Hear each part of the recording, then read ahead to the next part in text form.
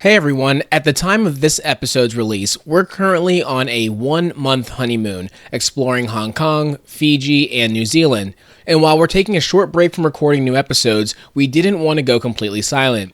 So over the next few weeks, we're releasing a few special conversations we've had on other amazing podcasts with permission from the hosts.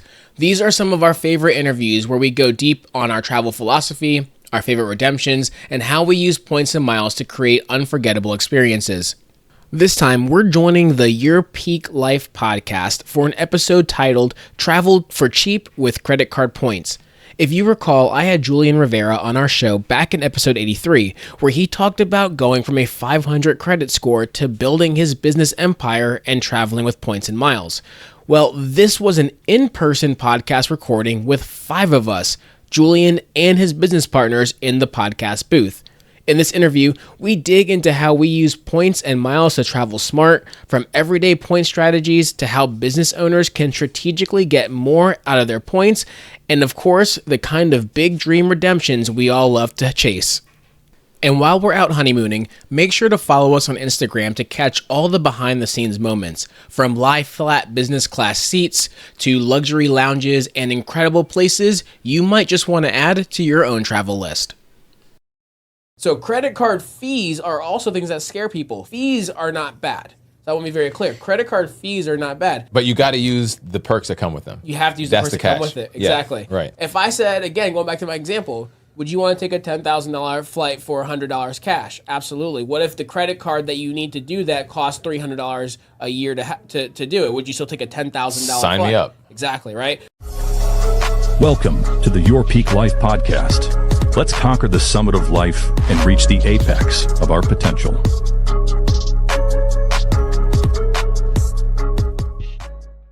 What's up, everybody? The One Hand Wonder here, DJ Juan Hand, DJ Julian Rivera. DJ One Hand. Another episode here of Your Peak Life, My Peak Cast, and Your Peak Listening. Cast. All right, so we have an awesome few guests today.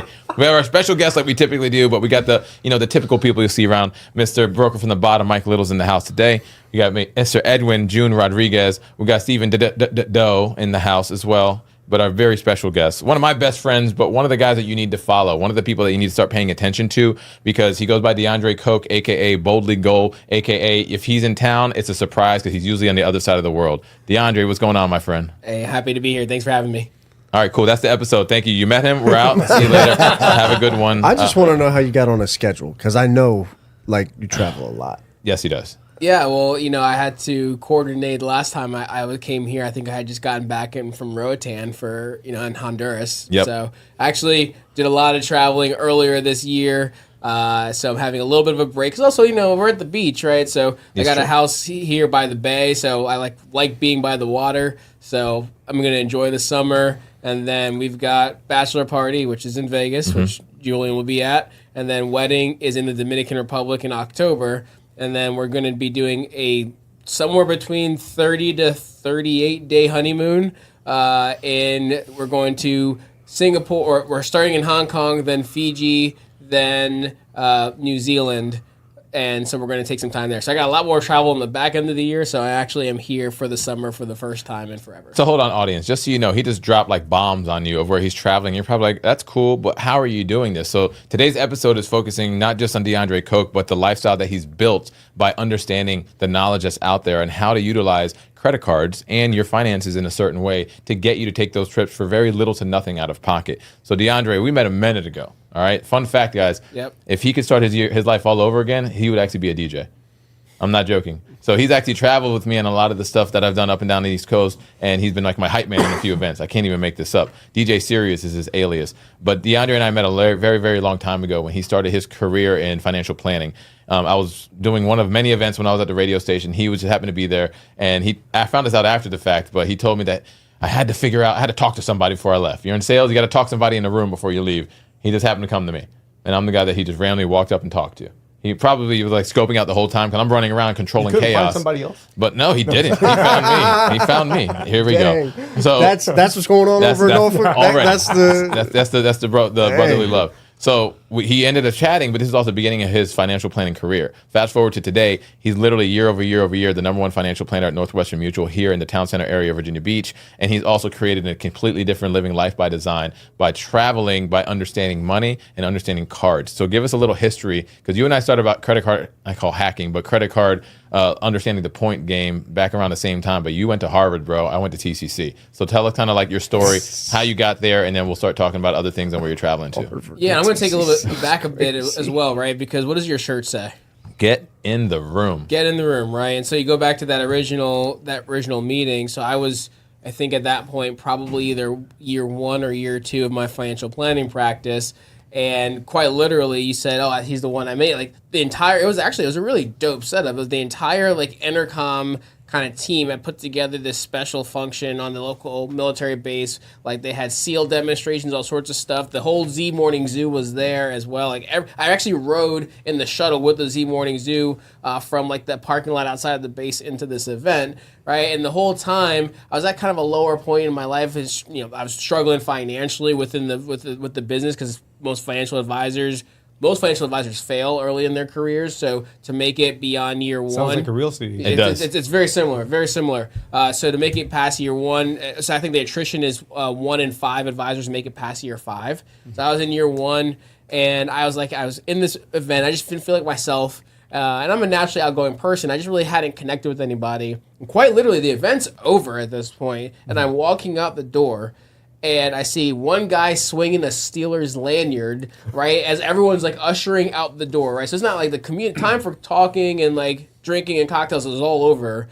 And I'm like, I have to talk to one single person, right? And so this is where it comes back to the get in the room, right? If I had been like, I'm just not feeling it today to go to this event, Julie and I might never met. Yeah, right. Ever, right? If I take the initiative to say, all right, let me at least talk to one guy, right? This likely would never have happened. The relationship we've had over the last 10 plus years would never have happened. So I wanted to go back to a point that you always bring up, which is get in the room, because you just never know what happens when you're not in said rooms. And that's huge. So to go back from the standpoint of like travel and points and miles and credit cards and all those different things. So yeah, I have my financial planning practice now for about 15 years. And I've always had a passion and a love for travel. So my mom's Jamaican, my dad's Panamanian. I grew up as a kid getting a chance to go back home, visit family, and we did road trips and all sorts of things, which, we were never, we were probably upper lower class growing up. My dad was a Norfolk firefighter, and that was it. But we took time to travel. I know a lot of individuals don't even get a chance to leave Virginia or leave the country or whatever it may be. But I always had a vision and travel instilled in me. And so as I was in my practice and I was getting to a place where I was no longer starving and I was actually having a little bit of success and growing, I was like, okay, let me get out and figure out how I can travel more myself. So I started getting credit cards that allowed me to earn points for travel, which is what a lot of people do. They they Google search, what's the best credit card for travel, whatever it may be. At around the same time, clients, as their advisor, were asking me, what credit card should I be getting for my business, or I want to travel more, whatever it may be. And instead of just saying, oh, well, this is what I have, this is what you should do, I started researching and doing my own due diligence, because I have to be able to provide them the best advice. By doing that, I started going down the rabbit hole and learning that most people are using their travel credit cards wrong. When I say that, a lot of business owners, especially if you have some success, you probably have an Amex Platinum, a Business Platinum, a Chase Sapphire Reserve, something like that that's earning points. You also probably have the American Airlines and the Delta cards and those type of things as well. But a lot of people have, some of the more prestigious cards. I learned that those cards, those companies want you to use their ecosystem of points within their platforms. So a good example I always like to give is, as an example, if you want to fly Emirates first class or Qatar Q suites, one of the planes that your room or your seat turns into a bed, or you and the connecting seat next to you turns into a suite, that's a $10,000 plane ticket. And these are flights where people are, they're serving you unlimited Dom, caviar. I'm talking, one of the flights we took, it was Johnny Walker Blue was just on the menu, right? Like, if you want flights like that, that's a $10,000 plus ticket. So just for simple math, the way, as an example, Amex's point system works, if you want to go to Amex's website, Amex Travel specifically, and use your points that you've built up through your business expenses, your personal spending, all those different things, you're going to see, oh, I want to take that flight, a $10,000 flight is 1,000,000 points. And if you've been working hard it takes a long time to rack up 1,000,000 points. Yeah. And most people, outside of the initial sign-up bonus you get when you get a card, most people, you got to spend $1 million to get 1,000,000 points. There's rules, there's things around that, but for the most part, most people aren't doing that. What I found out is that same flight, that's 1,000,000 Amex points, when you book it directly on Emirates, might only be 120,000 Emirates miles. And Amex transfers to Emirates 1-to-1. So you can just transfer 120,000 Amex points to Emirates, and you now have 120,000 Emirates points. You can book that same flight. And you just saved yourself over 800,000 Amex points to use for something else. So by unpacking that and learning that, I was like, oh my gosh, I can travel so much more for so much less as well. For free, basically. For pretty much for free. Now, when it comes to flights, a lot of times there's taxes and fees and surcharges and stuff like that, and you learn as you play the game more. Certain airports like Heathrow, like the taxes might be $400 to fly through there, but certain flights we've taken, Qatar Q Suites out of JFK, 70,000 points, $12 cash per person on top of the 70,000 points. Easy. And that's a 12-hour flight to Qatar, where me and my fiance's, our two seats next to each other in the middle of the plane turned into a full suite, enclosed. No roof. There was a roof, though, so nothing crazy happened. I mean, you got a drop-top plane. We're talking about something different, dog. I'm just saying. I don't even know those exist. So you've done these travels. I mean, if you're following you on Boldly Goal on your Instagram, what's your IG, by the way? So Instagram is boldlygo.world. Okay. So if you go on there and you've seen all these influencers traveling, doing these, the reels and whatever, like he does this. Like that's the thing, like it's out there and he shows how you can do it, but providing that value is huge. So you started doing this. Obviously you want to proof the concept. You want to make sure I'm doing this shit right.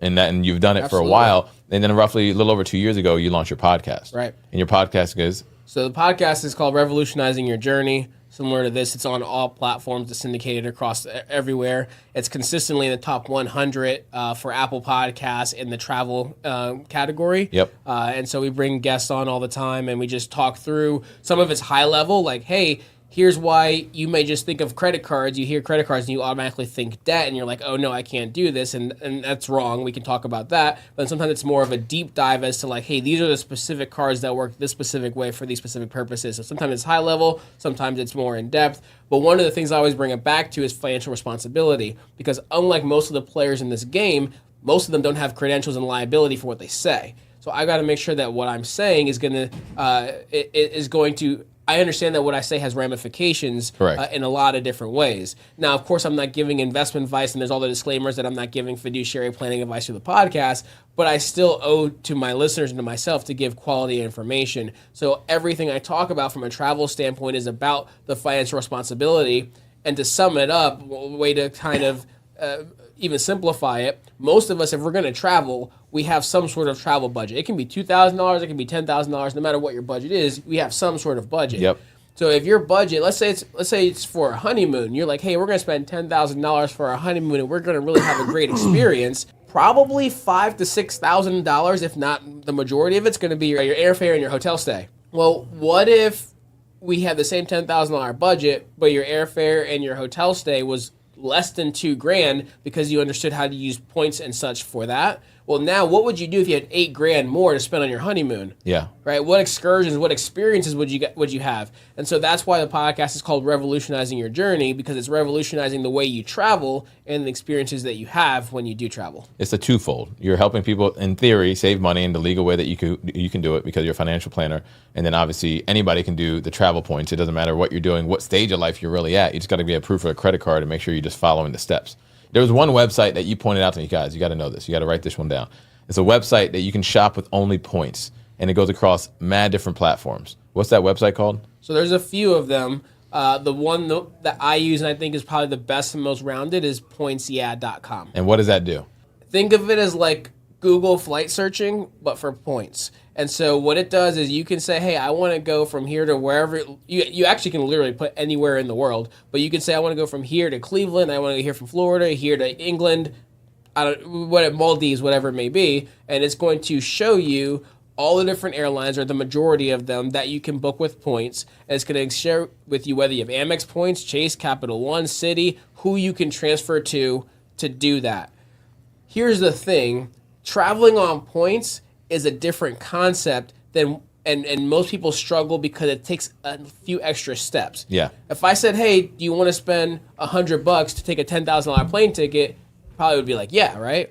If I said, hey, it's going to take you a few extra steps to do it, though, that's the part where people disconnect. And the reason why is, right now, if you want to go to Miami, you're going to go Google Flights. You're going to see your flight round trip, whether you want business or regular or economy, is this, round trip dates, boom, boom, boom, $500 cash, done. Points, it's a little bit different. Points, it's that same flight you just looked at one way, or not even one way, but leaving today might be 50,000 points, but tomorrow might be 15,000 points. And so it's a big difference just from that standpoint. So it's looking more so at one ways versus a round trip and understanding the world and how everything works. So it's a lot to take in and understand, but there's a process to start very simple and then educate yourself and get more and more experience over time. I'm taking a guess you looked at Edwin and said Miami because he looks like Pitbull, right? Exactly it. I figured that's what it was. Yeah, you know? that's just called to me. And then you're talking to, Navy. Local. No, local. not local. No, formal medical professional. He said local. DJ. So you're talking to different people that have already been a professional in some other way, right? We're all happen just to be in real estate right now. And we talked many of times before this, but forget the profession. If you are a independent contractor, you are in business, there is 1,000 different ways that money can be affecting your points in a positive way if you're just doing it the right way. 100%. If you are someone that's disciplined and able to manage your finances well, every single possible expense that you have that can be placed on a credit card, you should 100% put on a credit card that's going to earn you points. And I want to be very clear about this, going back to financial responsibility. People hear credit cards, they automatically assume debt. And we've talked about this many, many times. If you get a credit card and you never actually carry a balance, you're always paying it off every single month. You charge $2,000, you pay off $2,000. You charge $5,000, you pay off $5,000. You're never paying interest. The moment you start paying interest, it doesn't matter how valuable and how good you are using your points, you're losing to the interest itself. Yep. So credit card fees are also things that scare people. Fees are not bad. So I want to be very clear. Credit card fees are not bad. I've got multiple credit cards. But you got to use the perks that come with them. You have to use the perks that come with it. Exactly. Yeah, right. So if I said, again, going back to my example, would you want to take a $10,000 flight for $100 cash? Absolutely. What if the credit card that you need to do that costs $300 a year to do it? Would you still take a $10,000 Sign flight? me up. Exactly, right? So the value, if this card that might have a $100 fee or a $500 fee, I can get $10,000, $15,000, $20,000 of value out of the points that it gives, plus all the other perks and benefits it provides. Yep. It's 100% worthwhile. And so that's why it's understanding the financial responsibility. So credit card fees are okay. It's debt that you don't want to be keeping.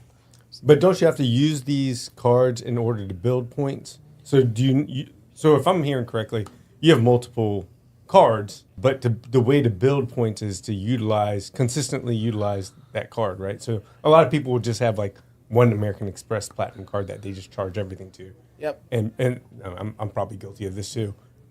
I'm just maximizing that card and building points on that one card.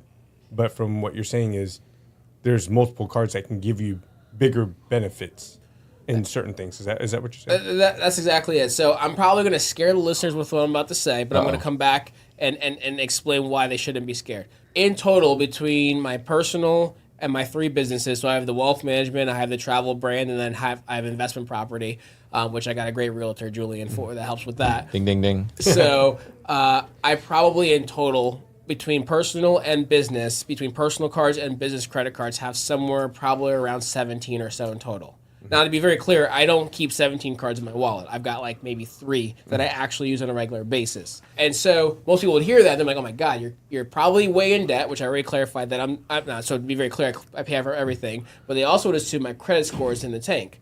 I actually post on our website, I post annually my credit score. Last update, it was like 829. Or sorry, 844. Because you're paying Because I'm very diligent. Banks keep giving me credit, I don't have to use it all. Right. So I'm very responsible from that standpoint. So there's a few different reasons why I have so many. Amex will keep saying, hey, here's a $250, here's an offer. If you spend $20,000 on this card in the next 3 months or 6 months, we'll give you 250,000 Amex points. The card might have a $600 fee, but we'll give you 250,000 Amex points. 250,000 Amex points at a beginner level is worth $2,500 at a beginner level. I can turn it into probably easily $5,000, if not closer to $10,000, just for that amount of points. So for me, it's worthwhile to spend $600 or $700 for a card. I'm spending 20 grand on it. With 20 grand that I have to spend with my normal expenses through the business or personal You're just spending or it whatever. anyways. I'm spending it anyway, but I'm getting this huge bonus. I might not need to use this card on my daily life, but I use it to get what I need to, and I'll keep it for some period of time. Okay. And I'll make sure to use all the benefits in Do you that. ever shut any cards down? So on the business side, I do. On the business side, I will shut cards down because the thing with business cards, they don't report to your personal credit, so they don't affect your average range of credit history. Personal cards do. So the personal cards I do try to keep, unless there's some reason why I really need to get rid of them, or if I can, I try to downgrade them or switch them to maybe a zero fee card. That way it stays open, but I'm not really using them at all. Yeah. But then there's other cards as an example. So you talk about your daily spend. An Amex Platinum, as an example, just gives you 1x on everything unless you're buying flights and stuff like that. But for the most part, you're getting 1x on everything. Whereas if you have the Amex Personal Gold or a Chase Sapphire Reserve, you're getting 3x on the Chase for dining, and the Amex Gold is giving you 4x on dining and groceries. So if a big expense for your family, Julian, you and your 5 kids, right? You guys are spending a lot of money on food, then a card that gives you 4x on dining, if you're already spending $1,000 a month on dining out and $1,000 a month on groceries, $2,000 a month, that's 8,000 Amex points a month on just groceries. Facts. Which if you were using a regular Amex Platinum, you'd only be getting 2,000 points a month. So which one do I need to get? Well, you said that, and I learned that very early on. Gold for food and everyday usage, platinum for travel, lodging, and shit like that. To maximize the amount of points that they're going to offer on that end. Within Amex, correct. In the Amex world, right? So that's one, I always know that. If I'm traveling, I'm doing my platinum. If I'm going to get lunch after this or whatever, I'm using my gold. Just because, like you said, the quantifier on Not that gonna one. lie, I've been debating what I'm gonna eat when we leave here. Perfect. But then with that being said, too, the other thing that I've learned is when, like, for example, we just got a Costco card, all right? And that was not part of the plan. We just read up our membership. We go to Costco all the time. But they give you 5% back on gas and 4% back on your EV charging, which I didn't know that. I have not yet to see any other card. DeAndre has an EV. I have an EV.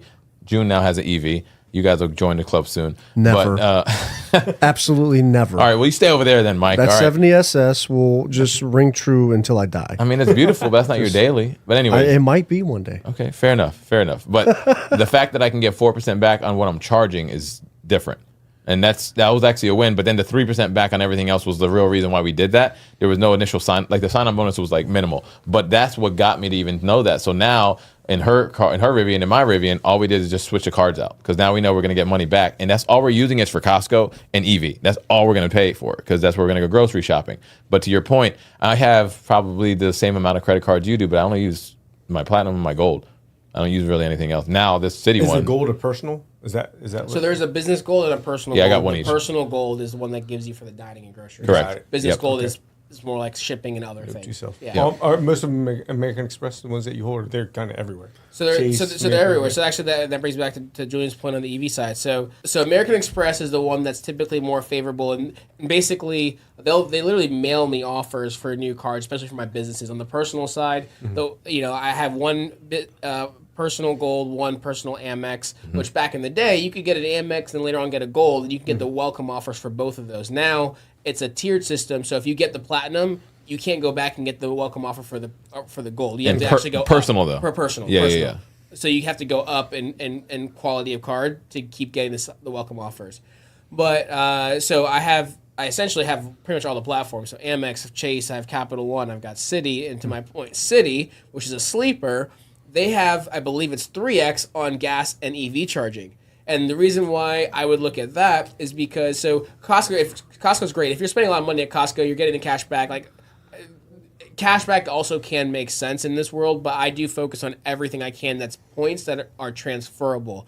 And so I don't put a lot on my American Airlines card. I do have it. It helps with status and other things, but I don't put a lot of my spend on there because I want points that I can move to an Emirates, to a Hilton, to a Hyatt, or whatever it may be. So for Citi specifically, they have a card that gets you 3x on charging. I would prefer to get 3x on charging there than 4% back at Costco, because on Citi I can transfer that to Choice Hotels or to different airlines like British Airways and different places where I can get more value out of those points and the cash back I'm receiving. The funny thing you just said that, another reason why I wanted to get this card and was a selling point, I don't have a Citi card, and I like concerts. And anybody ever see, like when Ticketmaster goes live, is like the Citi prepaid concerts. Like that's the only card that they're partnering with to get like early access per pre-sales. That was the first thing that popped in my mind. DJ, sorry guys, this is what it is. But I like concerts not just locally either. If I'm going out of town or whatever, you can get those prepaid ones on that. So I was like, all right, now I'll have a Citi card because it's backed by Costco's card backed by Citi. That was a checkbox right there. So name of your podcast again, where people can go get this free game that you're giving? Yeah, Revolutionizing Your Journey. Because it's a lot to take in from like each product, what it offers, what you should use. Yeah. But what I want people to get is, you're not telling people to just go swipe credit cards and buy whatever. 100%. Hell You're no. telling them to use it in their daily life responsibly. If If you're you're gonna going have to that. buy gas, use that, turn around, pay it off, right? If you're going to buy groceries that you're already paying for, Exactly. use that. And you're not encouraging people to go just apply for credit cards and go swipe and hope they can figure it out. Like, no, you already have a monthly budget. You're saying use credit for that, but never pay the interest Correct. and see all the benefits from it. That's exactly it. So you get it, but everyone has a monthly budget. Just put it on this card. But you're saying that a lot of people are scared. A lot of people get scared of using a credit card because they don't trust themselves. And to be fair, I wasn't scared, but I was stupid as hell when I started my journey a long ass time ago. I just wasn't paying my stuff. I mean, I had like a 490 credit score when I was in my early 20s. I just wasn't paying my stuff. That's literally what I was doing. Yeah, well, they also don't teach you about it in school. Correct. So it's not like... And I was I'm more of a cash guy. And this is before we had YouTube. This is before we had all this free game out there. And then when I started paying attention, changed that up. Now I actually went and got a card and started building it up. It took these guys 2 years to get me to put all the company bills on a credit card. June, you convinced them to do this? Probably Eric, maybe. Eric? Okay. More so. Good. I'm like the guy who I don't want to use my credit cards. Like I don't even have the business. He knows business credit cards.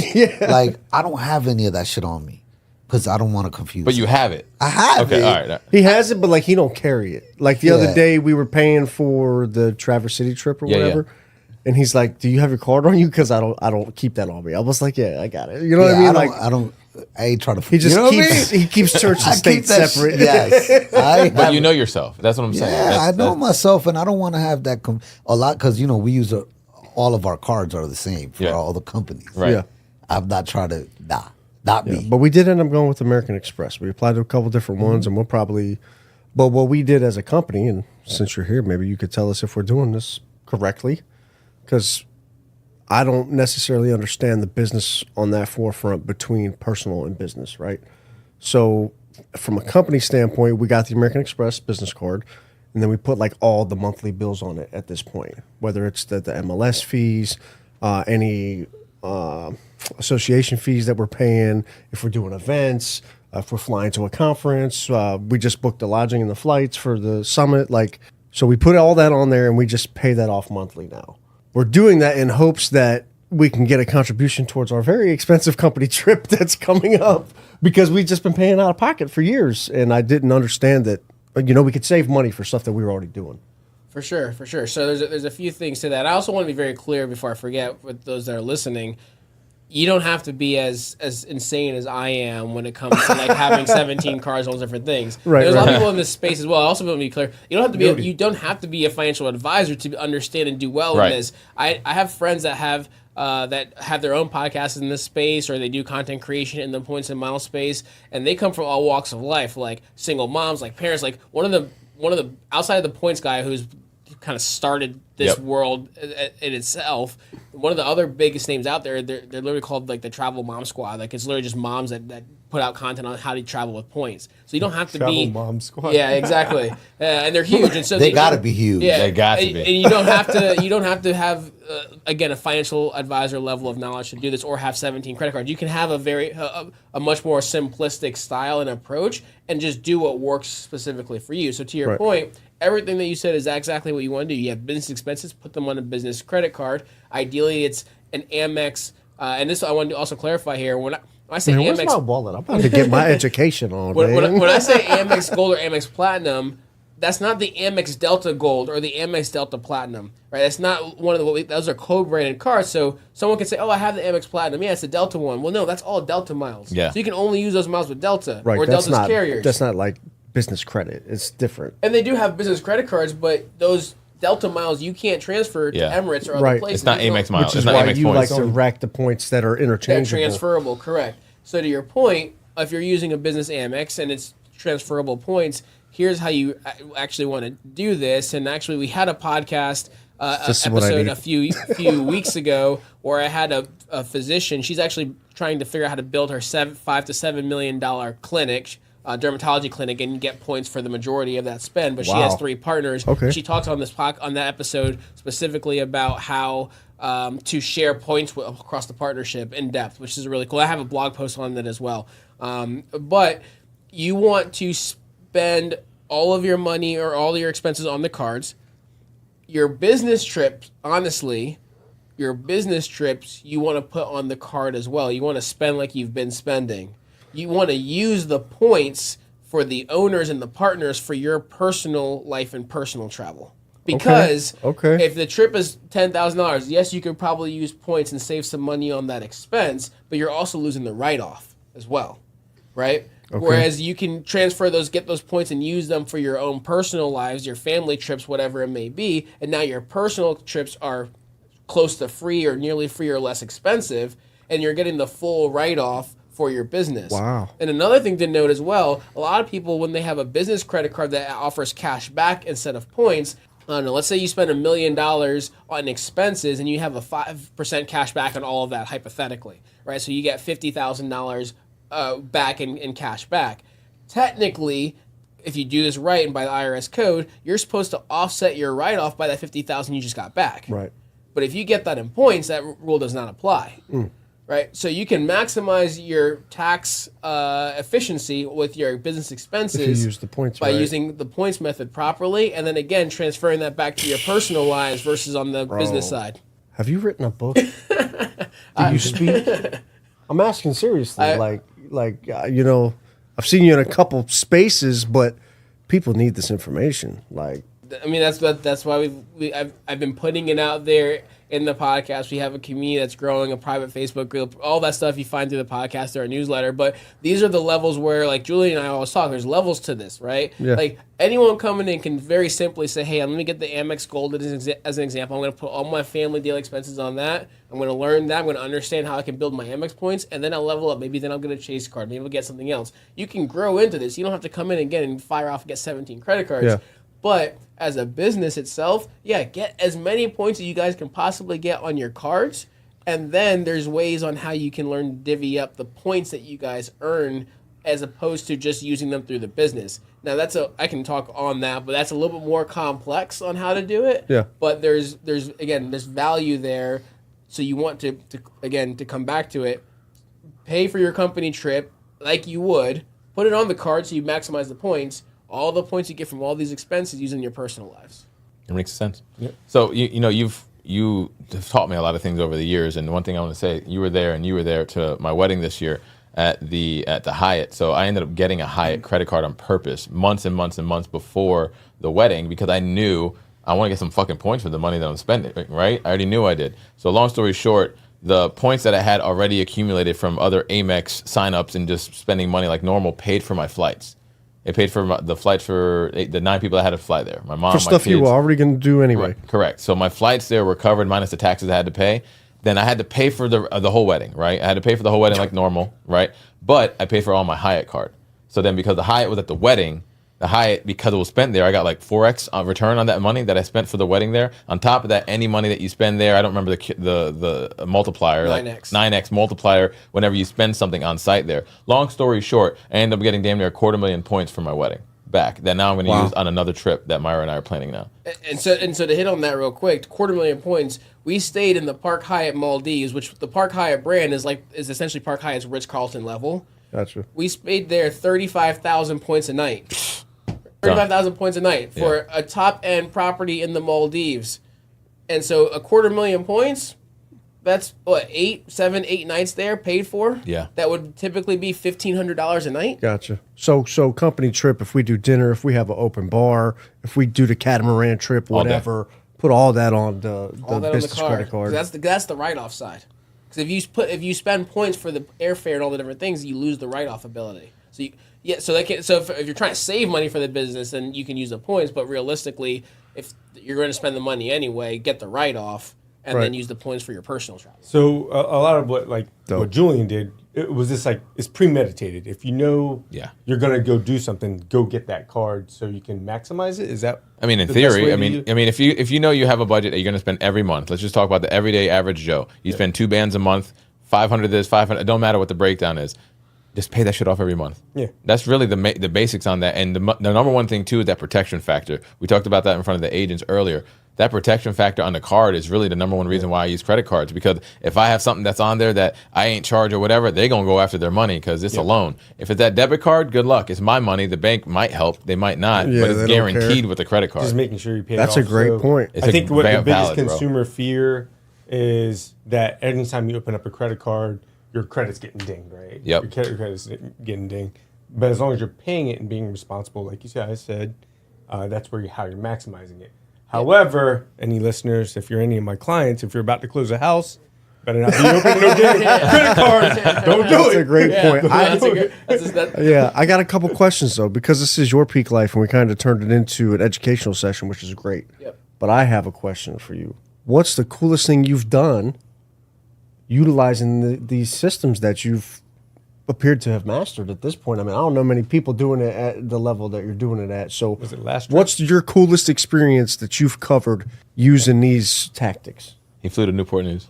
But look at him. Do you see how hard he's thinking? That means he's got a ton of them. So this stuff is working. He's going on like a 6-week honeymoon. Yeah, it's crazy. Like some crazy. I'm going on honeymoon. It's 38 you were just days. You were in a pod flying in the Emirates. We've had a lot of really, really cool experiences. I would probably say that.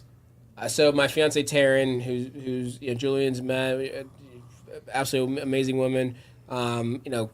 We met, and I was like, "Hey, I don't really want to have kids. I want to travel." And she was like, "Deal, it works for me." Right. So 5 months into dating, how do I get rid of my kids so I can?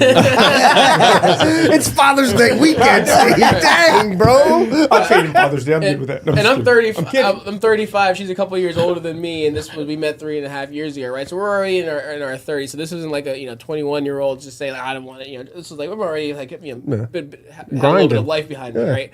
And so a couple months in, I think one of our first trips, we went to Miami. Nothing, we had a great time. Nothing too big. But then 5 months in, we went to Greece, Santorini, Mykonos. People were like, "Oh my god!" Okay. All of her friends were like, "Dude, you're going to Greece in 5 months? Like he's proposing there?" She's like, "Nah, dude just loves to travel." Yep. Right. So we had some really cool trips. So it's kind of building on that. So to answer your question of like what was the coolest, we've had a lot of really cool highlights. I would probably say. We've been to the Maldives twice.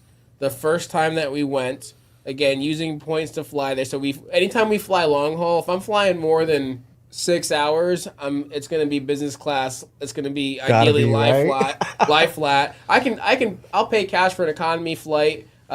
Here to maybe as far as California. Yeah, but if I'm flying to London, anything that you need some comfort. I want comfort. Yeah. I want comfort. So use points, all sorts of stuff to get us to the Maldives and back.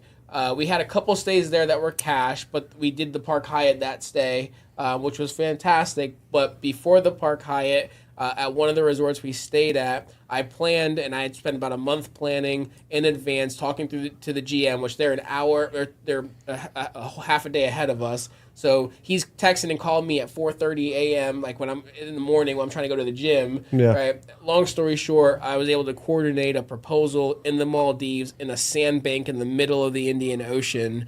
And that was probably the peak that was probably one of the coolest things that I was able to do because of points. Now again, that whole trip wasn't all just done on points, but I was able to get there. You got a lot of experiences through it. Correct. I was able to get there and back on the less than the cost of what it would have been for me to fly economy to California. But it's also because you created a memory. All right, so what's your favorite place? What's my Favorite place you've been? Give me top 3. Okay, if you I'll give you can't top pick 3. one. Okay. I'll give you top 3. My number 1 place, Taryn always gets on my case because it's the one place we have not been together, is Thailand. I think it's one of the coolest places in the world. You can experience whatever you want there, from the parties, from the cultural side with the monks. I bathed elephants in a river in a sanctuary, like actual sanctuary, so not like a tourist place for elephants or anything like that, but like an actual sanctuary where these are retired field elephants. Wow. That where the youngest was 54 years old, the oldest was 90-something years old. Wow. It's like a giant puppy. So I had some really cool experiences in Thailand. Then I would say the next place would be Bali. Okay, Bali's on my list. It's one I haven't been to. So Bali lives up to the hype. I'll be honest with you. Bali lives up to the hype. We use points for a lot of our stay there. Use points to get there as well. Oman, so underrated. What the hell is Oman? Believe it or not, it's across the Arabian Sea from Iraq. It is next to. So it goes Qatar, Dubai, Oman. Yep. And Oman. Shoot, I like Dubai too. So Dubai is a blast. Oman, fantastic place. The people were the kindest. I rented a car, drove through. I'm like four-wheeling with a Hyundai, the Tucson four-wheel drive through dunes. Roads are better than any road you've ever driven in the U.S. Really? Hands down. There's so much. The Omani Royale, or I forgot the denomination, is worth $2 of U.S. dollars or something crazy. Yeah. It's Hold on, in a good way or bad way? Our money is worth half of one of their. Oh, they're richer than us in a bad way. Yes. All right, got Yeah. you. Okay. Yeah. So They're an oil country. correct. Yeah, that's correct. Right. Fantastic country, and then I'll throw in there as well the Maldives. It lives up to the hype. I don't think Tara and I will go back in for a long time because we've pretty much kind of done all the things. We're both divers, so we've dove with whale sharks and manta rays and seen a lot of really cool stuff there. We've been twice now, so it's a really cool experience. Would highly recommend anyone go. But one thing is also, a lot of times when you're there, like each resort is its own island. And so you can only do kind of like what the resort has, which is a lot usually.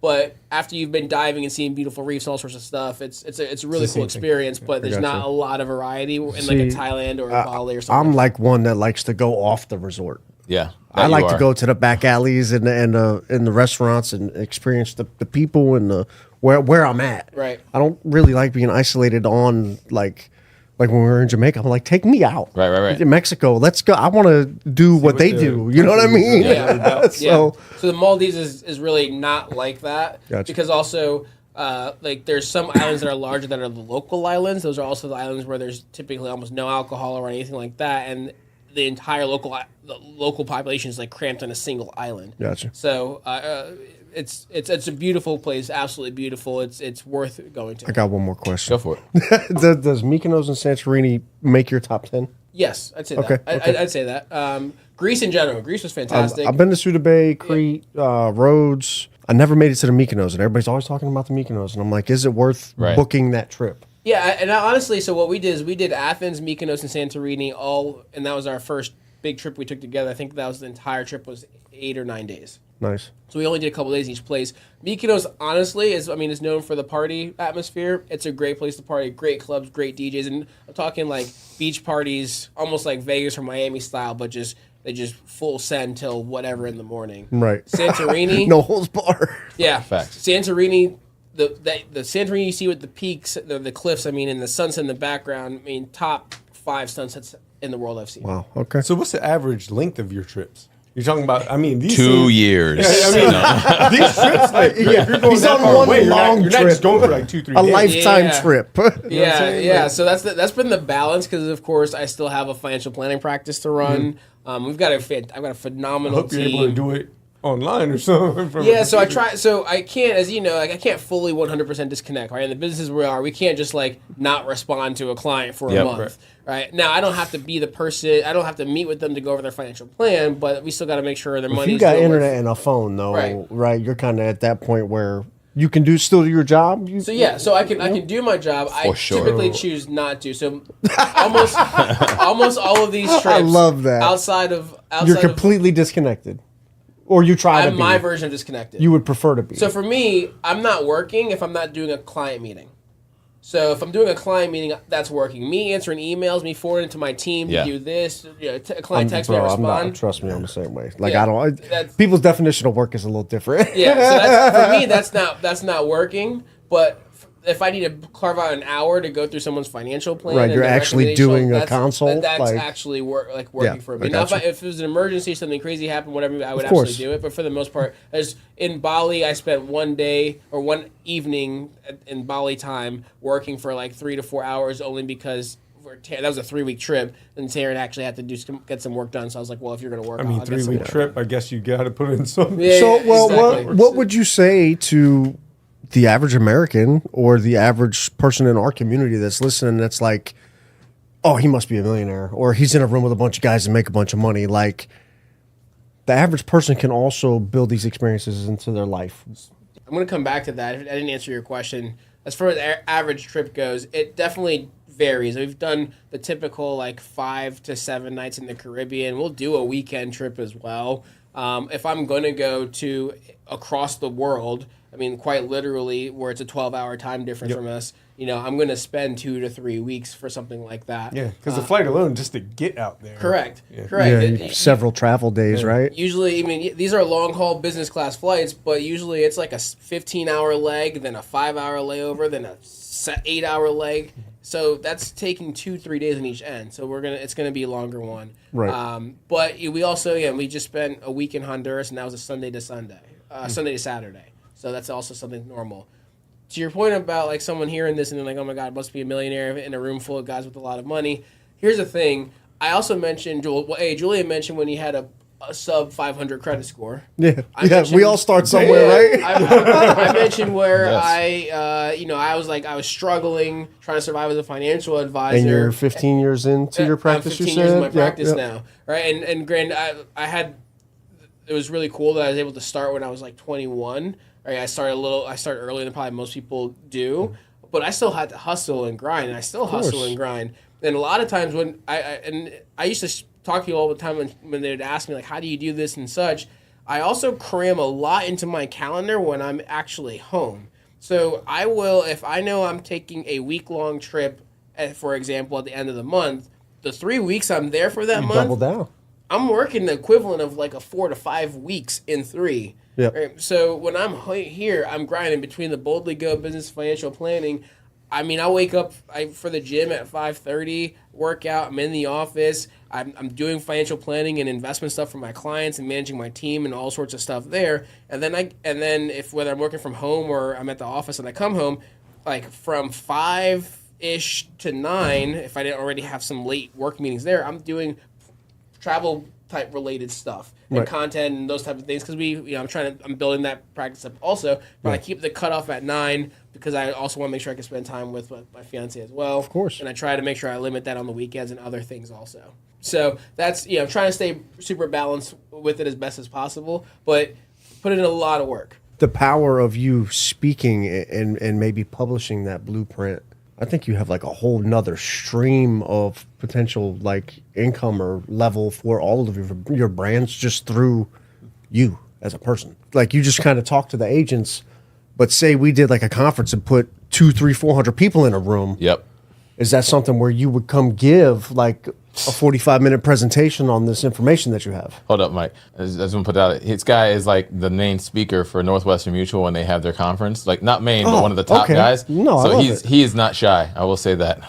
Yeah, I was just saying, like, do you have a condensed 30, 45, 60-minute presentation where, maybe we bring you in to speak to 200 agents? You know what I mean? Yeah, absolutely. So I do. Most of my speaking... But when? Yeah, right. There you go. Kate. Most of my speaking experience is more in financial planning. If I'm talking to advisors, so usually when Northwestern's brought me in, I'm talking to advisors and I'm talking like my story. And a lot of that story is talking about the struggle because, of course, everyone sees the now, Yep. right? But they don't see all the things that happened to get you to where you are now. You're an overnight success. This just happened It just yesterday. happened, right? Yeah, it just takes 15, viral 20 on Same with you, TikTok Mike. overnight. No. Yeah. Same shit. So that's a lot of it. Or I'm talking to people about the financial plan and those type of things. On the travel side, yes, I have actually. I'm actually booked for a conference of all physicians next year to speak Nice. to. All they're paying me to fly down. I think it's in Alabama to speak to all physicians, all it's not just physicians, they're all CEOs of their pediatric practices, right? To talk to them about points and miles and how to use business expenses for travel. And then we're doing separately, I'm talking actually 3 times, but the other conversation is going to be around like financial planning 201 for them. So I get to kind of do both worlds in 2 different talks. Nice. And to your point about like writing, I think there are a lot of people that like this is more so their livelihood, talking through and educating on points and miles, and they do more like booking things for their clients with points and those type of things. We have a minor version of that service actually through our brand. But I do write like blog posts and stay updated. So a lot of our followers that we have, I'm updating so we've got 2 episodes a week. One's a full length episode with an expert or myself or someone talking through points and miles. The other one is like a 10 to 20 minute segment where I'm saying, hey, here's the news in travel and points and miles like this week. And as an example, the episode that dropped today, as of this recording at least, I talk about how there's a brand new adults-only secrets resort that just opened in St. Lucia that you can book with 21,000, I think 21 or 25,000 Hyatt points per night. So Julian can stay there Julian can stay there with his 250,000 points for 10 nights for him and Myra, all adults only, all inclusive, and Secrets is one of Hyatt's really nice. St. Lucia? I'm doing that end of July now. Watch. Yeah. So I take it you've never booked any Disney cruises. So I have not, but I know most of my listeners have kids. So we brought on an expert a couple weeks ago, Pixie Point Gals. They've got the travel hack, we'll call it, on Disney. And so basically they use Disney Vacation Club, and it's a different point system, but they're basically brokers for this. And you can stay at a $900, $1,000 a night hotel on Disney property with the monorail, where you get early access and late access to the park, all of that, and you might only pay out of pocket $250. It's a $1,000 a night hotel. That's dope. Wow. So like I bring on those type of people to the show because like again, this is about revolutionizing travel in general. It's not all just about Amex and Chase. It's how can we change how people travel. So and honestly, you travel, you live better. Yeah, I love it. You feel better. So we talk a lot of peaks, right? And it sounds like you've had a lot of peaks over the, let's just say 15 years I've known you. And there's been obviously valleys too. But once you go up and you hit that peak, aka that goal, what happens to people like you and I? You set another goal. Keep moving. Okay. So then 2025, now that you're 30 years into your podcast, you're X amount of years into traveling the way that you do, what is your goal on like annually? How many months out of the year do you want to be traveling? So on average right now, if you were to look at a collective year, I spend typically collectively about 3 to 4 months traveling out of the year, collectively. Now, again, I got to balance that. I'm not just taking 4 months straight. Of course. And so for me, the goal is, can we go somewhere once a month, basically? Okay. And now, it doesn't always have to be the Maldives every single month. But even if it's But ideally. right? Ideally. But even if it's a Mexico or a Florida or Vegas or a New York or whatever it may be, going somewhere at least once a month. Because for me, like, travel kind of resets me. Right. Like, I push and grind really, really hard, and then I get away. That fills me back up, and I can come back, and I'm always looking forward to that next trip. Yep. As well. So you always have a trip planned. Yes. In some way, shape, or form, right? Always something to look forward to. Correct. It's kind of like that light at the end of the tunnel because we all get back on the grind. And then has Taryn, a.k.a. your soon-to-be wife, has she started looking at traveling a completely different way when y'all met? Because she was traveling before you, obviously. You both were traveling individually in your own world, but then you've married each other in that world. And obviously you're about to get really married this October coming up in the Dominican Republic in this dope like amphitheater, like old Athens style theme. It's crazy. But I can't make this up. But now, what is her perspective as like from a spouse point of view? Has she jumped in on this train and be like, hey, babe, I found this if we do X, Y, Z, because she's learned a lot more on this journey with you? She's added a lot of value in a few different ways. So she was traveling before me. Her family's from Cuba, so she actually had an opportunity to go to Cuba when a lot of people haven't been able to. And just had done a lot of in general travels over time, not in the point space. I think within like our second date, this is the nerd in me, I was like, yeah, the Amex Platinum is like where you want to go. she got it immediately. She's like, "Oh, my dad always told me to never have credit card fees." I just explained the benefits. Not even this nerd level of how points can be used. Just like, hey, this $600 fee. Here's how you can make it all up just on the value the card brings. She's like, perfect, makes sense. Got it. Like our first week of dating. That sounds like Taryn though. That right? 100%, 100%. And so I will say I am the one that typically I math and analyze the best travel scenarios. There will be places that, she's like, hey, what about if we go here or there? And I'm like, well, let me figure out the best time or the best route, how to get there. Or I'll figure out the getting somewhere, and then she figures out the stuff we're doing once we're there. Yep. So I'm not really doing a lot of the research of what we're doing Excursions there. and Excursion, all that. She's like, oh, we're going to be doing this. I found this horseback riding tour or this walking food tour. Yep. Like that's where she gets in the weeds more, and she enjoys that aspect. But then also from a brand standpoint, right, this is where the things get married. She has it, so I have the background in financial planning and such, and also creative. So a lot of our videos that you see and reels and stuff on Instagram and TikTok and all that, I actually am the one that edited and did all that and shot all that. But she's got a marketing and branding background from her previous companies.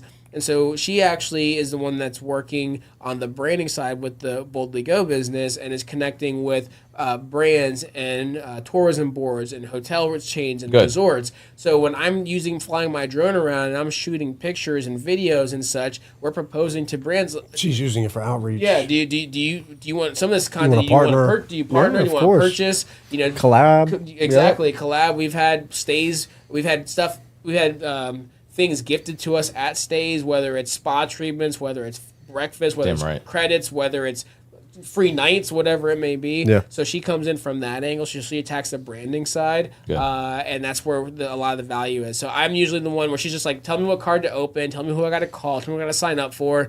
She's not really thinking through all that to that level, but she's super supportive. In this game of travel, we call it player one, player two. Because you can maximize your points and your opportunity when you have two people going out. It doesn't have to be a significant other. It can be your family member, friend, whatever it may be. Business partners. Business partner, exactly. Yeah. Well, she's a super solid, super supportive player too, and that's how we win together. Shout out to Taryn. Good job keeping him in line. I just want to put that out there. Hey, June, fun fact, he speaks Spanish.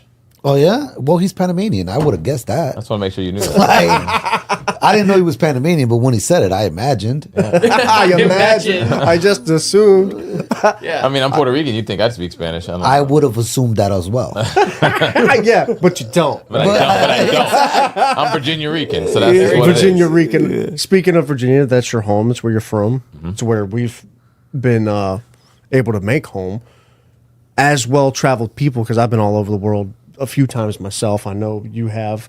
You've been all over the place, Steve. I've been to botanical gardens. He had the membership there. I just always remember when I touch down at home or I'm in the car to get home.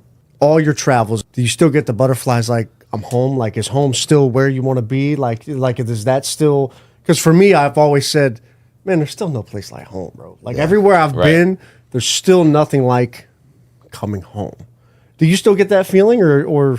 Oh, 100%. I mean, there's many trips where it's like, man, I'd love to stay here forever. Kind of in concept, right? But in reality, like, I love being home. And especially because I grew up here. I went to Oscar Smith High School. I'm from Chesapeake originally. Yeah. So many friends that I had growing up left, right? No one wanted to be here. They wanted to go to D.C., New York, Florida, or Austin, Texas, or whatever it may be. Yeah. A lot of people have come back. Yeah. Yeah, right? They all come back. They do. But I love it here, so I'm not going nowhere. That's the same way. I truly love it here. I love the fact, so I live in East Ocean View. My house is a block off the bay. I'm 9 minutes from the airport, which is very handy when you travel a lot. Very, very handy when you travel a lot. And so that, like, this summer, like we were talking before we started recording, like, I love being here. I'm going to be here most of this summer. Of course. Because it's the summertime and we're here at the beach. So, yeah, I do get that feeling of, like, it feels good to be home. It does feel good to sleep in your own bed. And, yes, like, it's awesome drinking Dom and eating caviar on a plane at 40,000 feet. You're still not, like, in your own comfortable bed, and you're still traveling for 30 hours to get back from the other side of the world. So it does feel good to come back and comfort. And so I absolutely do believe that. And I don't do many road trips, but I remember, like, on Facebook, probably like 5-10 years ago, there was a video a picture that was like nothing feels like home, like when you see the Hampton Coliseum coming down, you Yep, know, yep. I-64, right? And that's still valid. Like when I'm coming back Yeah. from Richmond or DC, like you see the Coliseum, you're like, man, I'm almost home. Yep. Right? It That's just true. feels good. That's true. So I still subscribe to that. All right. Mine is the Chesapeake Bay Bridge. Up. You're always going to New York. Because I'm going then. Jersey. I'm Jersey, going, okay. I'm going up. That's true. That's So good that's the I'm home. Yep. Yeah. What is the 2 more questions? But if you can, this is for everybody. If y'all, all right, we're talking about home, right? VA 2 up, 2 down, 757 is home. But we've all thought about, you know what? If I lived somewhere else, it would be here. All right, I'm gonna ask the question to each one of you individually. I already know my answer. My wife knows this. I'd live in Cebu, Philippines tomorrow for the rest of my life, and now hands down. Wow. She has a lot of family there, right? That helps. So we already have a lot of people, boots on the ground. Our power of our dollar is ridiculous over there. Now, mind you, I still have to have money coming from U.S. to be in there, but it's just I'm not at a fast pace, and I can be as chill as I want over there and still be where I'm at. And everyone culturally is just so giving and thankful, and it's just I love that place. I wouldn't be there tomorrow if I didn't have kids. Stephen Doe.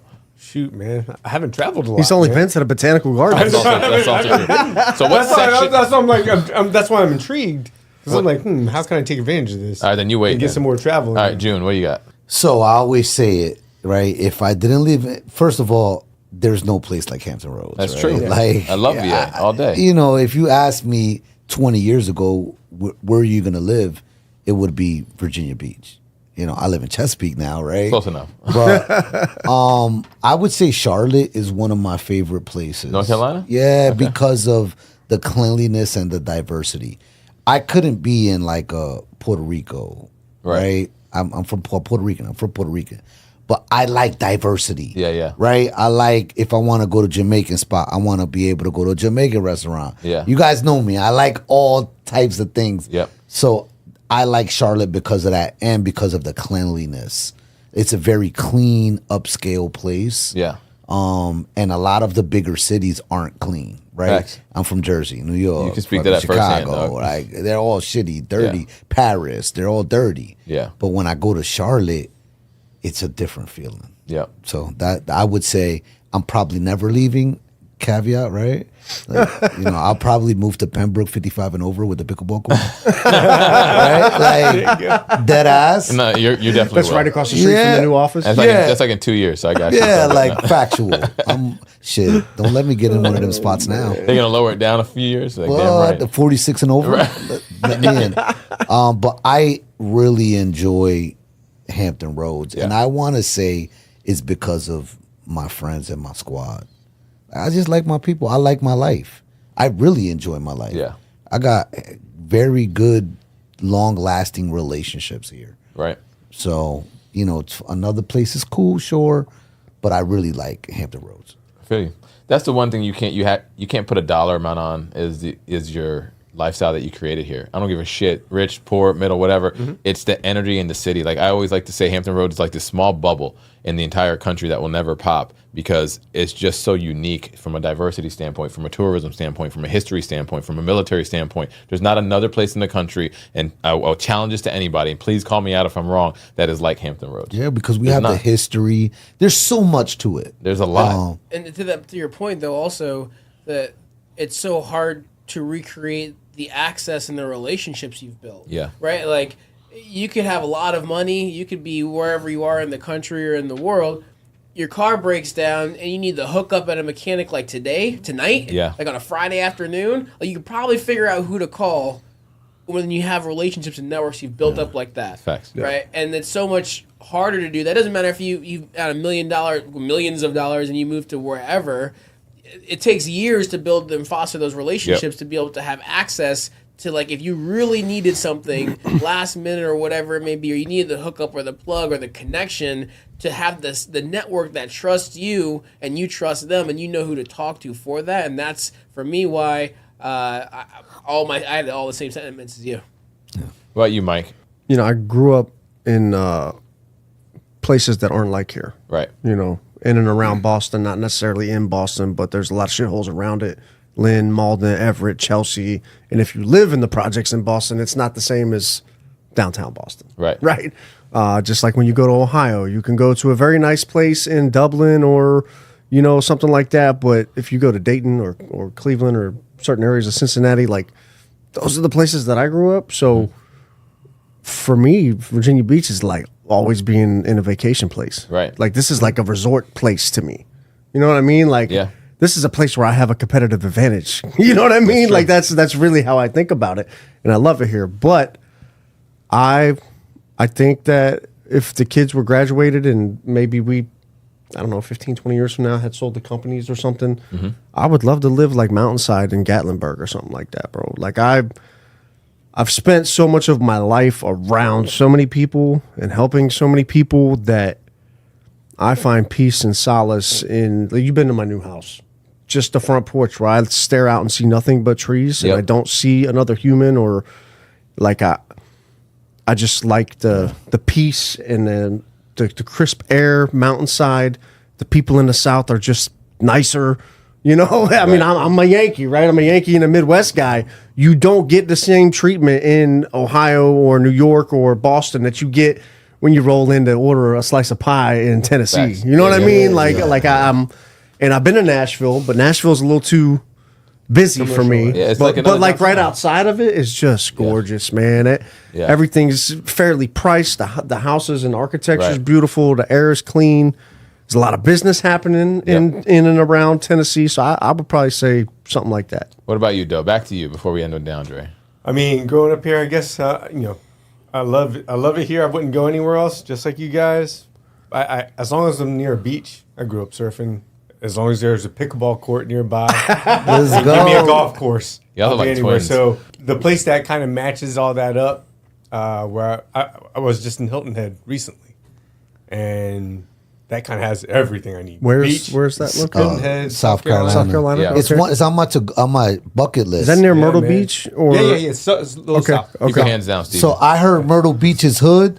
Hilton Head is upscale. Yeah. Is that a correct statement? Yeah, you could say that. Because I've heard great It's things just of nice. Hilton Head. It's nice, Yeah. calm, quiet, but golf courses are phenomenal. They have a huge pickleball presence there now, and they got a beach. That's all I need. So your all I need. your beach life, I mean, Philippines is very, very beach life. So Yeah. I agree with that, and the calmness of that. That's why I said that. You're Charlotte. You're on the mountainside in Gatlinburg. To be fair, I'm 2 up, 2 down. I ain't never leaving Virginia Beach, just to be clear. But what about you, Mr. Coke? You've traveled a lot of different places in a very short period of time, which I will say over the past few years. So if you had to choose one, Taryn has to be with you, just to be clear. Okay, where would you live? Yeah, as you guys are all talking, I was trying to think through this because, quite honestly, I've never actually given thought to like, oh, where else would I live besides where I live now, like what you're talking about. So I know you said if I can choose one, I'm going to actually give you 3. I'm going to keep them short. Right. So I think Thailand, most well-rounded. I mean, you can get a mansion for the cost of a condo here in Virginia Beach. Agreed. I heard to eat out there is very, very Yes. cheap too, and the living. Thailand and Bali, you can get. So I'll give you Thailand's the exact same way, but I'll give you a specific example when we were in Bali. But think of it as the same. We had 4 of us for dinner, amazing restaurant, and it was like an open air local place, but amazing food. I mean, food was top notch. A couple people had some beers. All of that for 4 people was $16. That sounds like the Philippines. Yeah, That's- and- That was Bali. That was Bali. That was Bali. But Thailand's the exact same. I haven't been to the Philippines yet, but I heard the same thing about the Philippines. So Yep. Thailand, for kind of all the things that you can get there, the value of the dollar, I'd pick that. From the standpoint of where I've been, that I feel like we've walked it, we've been around, we've seen some really cool stuff. We loved the vibe, the energy. It felt safe. There was great food. Everything else. Barcelona, Spain. That was one place I think. Okay. Terrence I heard tried great things to. about Spain. Taryn tried to convince me to sell all of our possessions to move there, and Okay. it's in Europe, so it's still centrally located. It's still a great ecosystem. I could see that, though. Something like that. A lot of culture. Yeah. Fantastic food. Great And food, great weather. Yep. Yeah. The tapas kind of lifestyle as well. You know, you wake up, you work until 2, you siesta till 4:30, get back to work. Like, it's a really cool culture there as well. My sister lives in Spain right now. That's dope. So Yeah. Spain would be the one place that we've been from that standpoint. And the last place I'll mention, which we just got back from, which was unbelievably amazing, was Roatan, Honduras. There are so many expats there in general, and so many people that live there from all over the country. I mean, all over the world, like Europe and Australia, that live there. Very similar. You can find beautiful, beautiful homes for $300,000-$400,000. It's an island. The diving, the livelihood of the island itself, I don't think I've seen outside of the Maldives. Like, now there wasn't whale sharks and manta rays, but the clarity of the water, the livelihood of the fish, the bars, the food was dope. Don't they have like monkeys running around taking all your stuff? There are monkeys. Yeah, no, I've really heard that. That's a real thing? Yeah, it's a real thing. There are monkeys all over the place, but I guess you could be in places where they're likely to kind of take stuff from you. But outside of when we went to an animal sanctuary, I didn't see any monkeys. I know why he's saying that because Botanical Gardens is very close to the Norfolk Zoo, and he had a really, really bad experience there. All right, I'm done. I remember that happened. So DeAndre, is funny you say that because from in the Hispanic community, like Honduras is like I know. That's what I heard. it's like a no-go. I know. Right? Like you get kidnapped. Yeah. You know what I'm saying? Like Honduras is like where you want to go? Not Honduras. So you're the first person that I've heard. Rotan's an island just off of it. So right? imagine like Great Neck or what's another neighborhood in there's one I'm trying to think in Virginia Beach. Croatan. Croatan, thank you. Yep. Imagine Croatan conceptually, high end, high quality, safe, amazing. That's like an island off of the coast of Portsmouth. Right? It's like that, but on a whole That's other a level. good example. On a whole other level though. I'm talking like it felt safe. Like you walk the beach at night. I mean, and also you got to realize as well, it is a huge. Probably 90% of their revenue on that island is from tourism, and so cruise ships dock there on the regular, all sorts of things. So they're going to keep it. They're going to keep it safe. Yeah. I would argue the same thing about like Cancun, Tulum in Mexico. You hear a lot of bad things, but for the most part, I've been in those places more times than I can count. They're great places to go. Even Mexico City, some of the best food I ever had in my life. Mexico City. I could talk, of course, about places forever. But yeah, I didn't expect Honduras to be as amazing as it was. Now, granted, I was in Roatan, but not actually in Honduras. Correct. There was everywhere you went, people spoke English. There was Americans everywhere that lived there. They owned some of the bars there. There's an Italian restaurant that's the whole restaurant the size of this room. Some of the best Italian food I've had, better than when I was in Rome. Amazing food from someone from Italy. It was so good. So one thing before we leave, I want to ask you this question. We talked about thank you for first being on today. You dropped a lot of gems because we always talk about encouragement, motivating, and getting to the next level, to your next peak, because there's always going to be another peak, especially when you hit it. But there's a lot of people listening that hasn't even started yet, because a lot of the thing is going to be fear or lack of knowledge, or getting into a place where they feel they can make an impact without overthinking it. So if you can give one last tip to somebody that's they're already probably traveling, they're already spending their own bread, what is a good tip for them just to get in the game and stop watching for the stands? I would say this is a tip, and it can apply to a lot of things, points and miles, but life in general. And this is something that I've always lived my life by, especially when you asked me this question last time when you said, hey, well, how would you define your peak life? Be intentional. Be intentional with everything that you do. I'm all about being transparent, but also intentional. And to an earlier point, you asked Julian, a little bit farther back, when it comes to opening cards and things like that, it's about intentionality. If you're a real estate agent or a business owner, you got to pay your estimated quarterly taxes, and your estimated quarterly taxes are $20,000. Well, then why not open a card that has like the Amex Business Platinum that might have a $20,000 required spend to get 200,000 points when you go to pay your taxes. You can put your taxes on a credit card. So there's different things like that where it's hey, if you be intentional with it, right? That if I'm going to go to a grocery store, I'm going to use this card that gets me more money on groceries. Totally should be paying my taxes with a credit card, bro. That's 100%. That's a hack. That is 100% it. And we talk about this type of stuff on the podcast and type of thing. So at the end of the day, it just comes down to being intentional, right? The way you live, be intentional. If you've been listening, people probably hear your podcast, right? You guys talk about some really great stuff. Talk about getting in the room. Just be intentional with it. That's what it comes down to. So you can hear all day. I could write a book. You could read it. If you don't apply it, it doesn't matter. And we all have stories on how training has gone that way. We can give you lead a camel to water, can't force them to drink. Same concept. 100%. So, DeAndre, thank you for being on the show today, bro. Where can we find you? Where can we follow you? And Taryn on your days and lives of the reality show. Check out Where I'm At Next. That's not what it's called, by the way. Now, you need to document the 38-day honeymoon. It will be. That has to be a thing. 38-day honeymoon series. He got the drone. He got the fucking 360 camera. He got the diver grade suit. He got all that stuff ready to do it. You just need to hire a VA to do your editing for you, because you need to not be doing that, because your time is so much more valuable. I'm just putting that out there. Correct. That is true. I do enjoy the editing for the reels and stuff, but for our longer vlogs and the podcast episodes, I do have a guy who's been with me for years. Perfect. That edits everything. So I edit like the reels that you might see, but the actual posting of it, the captions, the hashtag, I don't do any of that stuff. Got it. But I'll respond to DMs and those type of things. So where you can follow me, pretty much all of my handles everywhere from the travel standpoint is boldlygo.world. So BOLDLY. Some people sometimes forget an L in there. So boldlygo.world. On YouTube, it's at boldlygoworld, and we also have a separate one with our vlog at boldlygo travels.